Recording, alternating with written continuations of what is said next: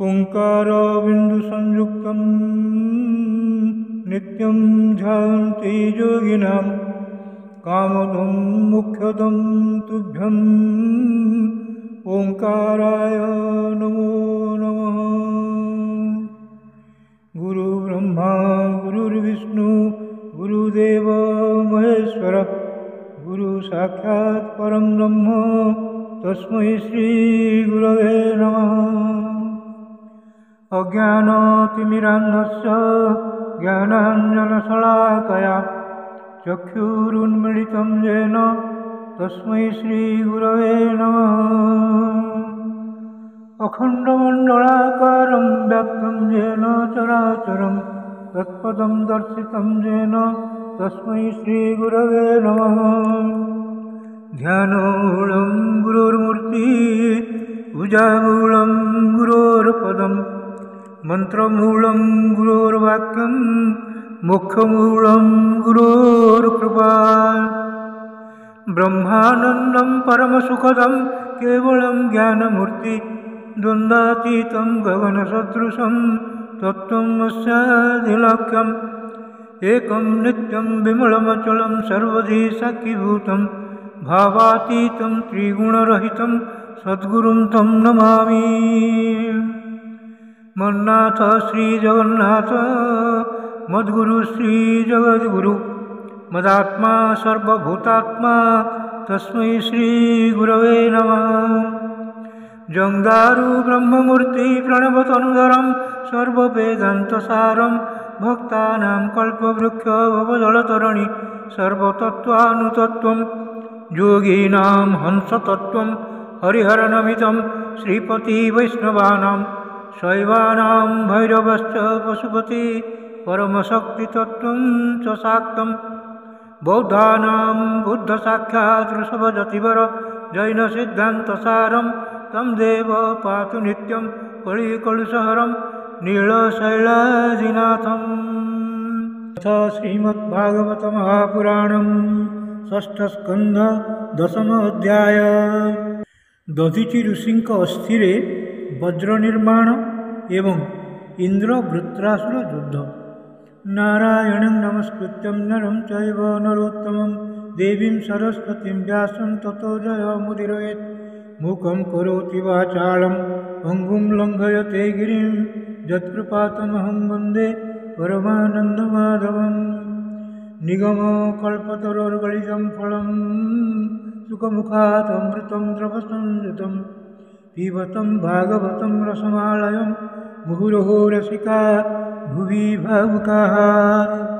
श्रीशुक उवाच इन्द्रम् एवं समादिश्य भगवान् विश्वभावन पश्यतामनिमेषाणां तत्रैवान्तर्ददे हरिः।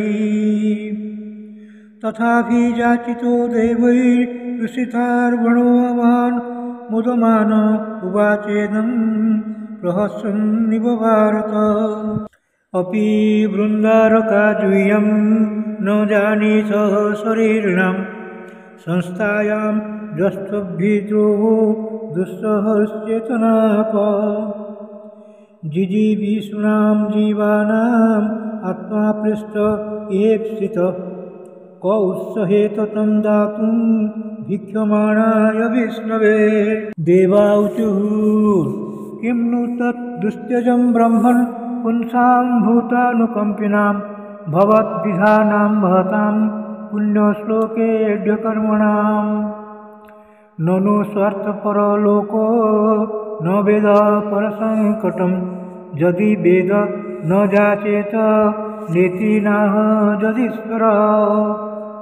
ऋषिरुवाच धर्मं वः श्रोतुकामेन यूयं मे प्रत्युदाहृता एष वः प्रियमात्मानं त्यजन्तं सन्तग्धाम्यहम् जो ध्रुवेणात्मना नाथा न धर्मं न जसः पुमान् इहेत भूतदयया ससच्च स्थावरैरपि एतावान् व्ययो धर्मः पुण्यश्लोकैरुपासित जो भूतशोकहर्षाभ्यात् आत्मा शोचति हृष्यति अहो दैन्यमहो कष्टं पारकैः क्षणभङ्गुरैः जन्मोपकुर्यात् स्वार्थैर्मर्त्यः स्वज्ञातिविग्रहैः श्रीशुक उवाच एवं कृतविवस्यति विवसितो दग्धम् अथर्वणस्तनुं परे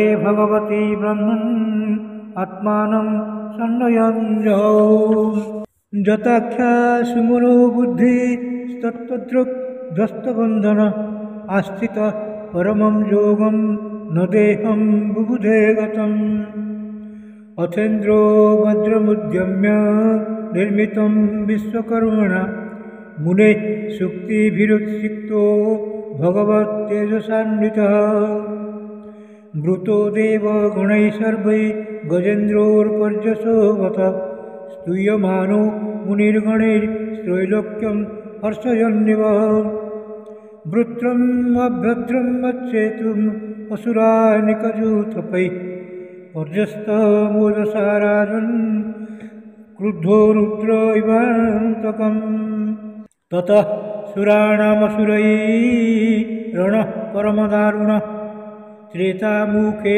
नर्मदायाम् अभवत् प्रथमे युगे रुद्रैर्वसुभिरादित्यैरश्विभ्यां पितृवह्निभिः मरुद्भिर्ऋभुभिः साध्यैर्विश्वे देवैर्मरुत्पतिम् दृष्ट्वा भद्रधरं शक्रं रोचमानं स्वया श्रिया नामृश्यन् न सुरा राजन् मृधे वृत्रपुरःसरः नमुचि सम्बरोर्नर्वा द्विमूर्धा ऋषभोऽम्बर हयग्रीव शङ्कुशिरा विप्रचित्तिरयो मुख पुलोमा वृषपर्वा च प्रहृतिर्हेतुरुत्कलः द्वैतेया दानवाजख्या रक्ष्यांसि च सहस्रशः सुमाळी माळी प्रमुखा कार्तस्वरपरिच्छदा प्रतिसिद्धेन्द्र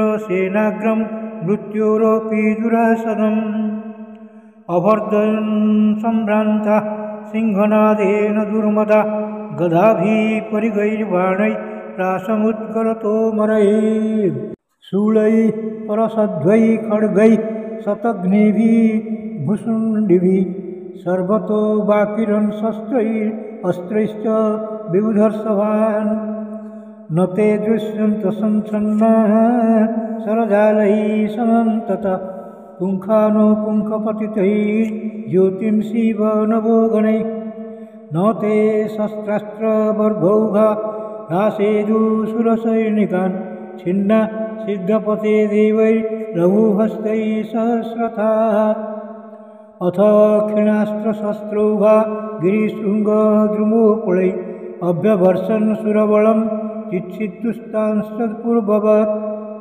तान् अक्षतान् स्वस्तिमतो निशाम्य शस्त्रास्त्रपूगैरथवृत्रनाथा द्रुमैर्दृशभिर्विविधाद्रिशृङ्गैः रविरक्षतांस्तत्र सुरेन्द्रसैनिकान् सर्वे प्रयासा भवन् विमोघा कृता देवगणेषु दैत्यैः कृष्णानुकूलेषु यथा महत्सु क्षुद्रैः प्रयुक्ता रुषतिरुक्तभावा ते स्वप्रयासं वितथं निरीक्ष्य हरावभक्ता अथ युद्धदर्पा पलायनायाजिमुखे विसृज्य पतिं मनस्ते दधुरात्मसारा वृत्रोऽसुरांस्तान् अनुगान् मनस्वी प्रधावतः प्रेक्ष्य बभास एतत् पलायितं प्रेक्ष्य बलं च भग्नं भयेन तीव्रेण विहस्य वीर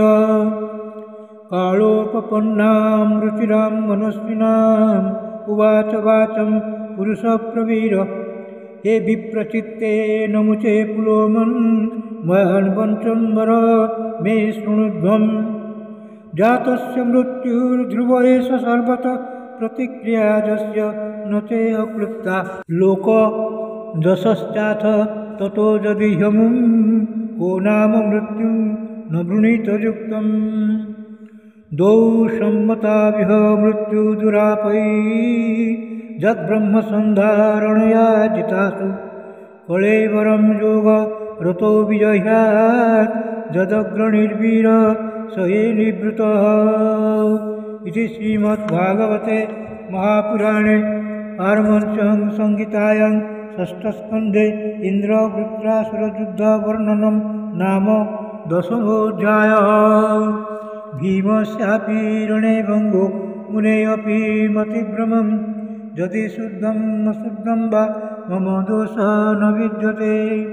श्रीकृष्णार्पणमस्तु श्रीकृष्णार्पणमस्तु श्रीकृष्णार्पणमस्तु।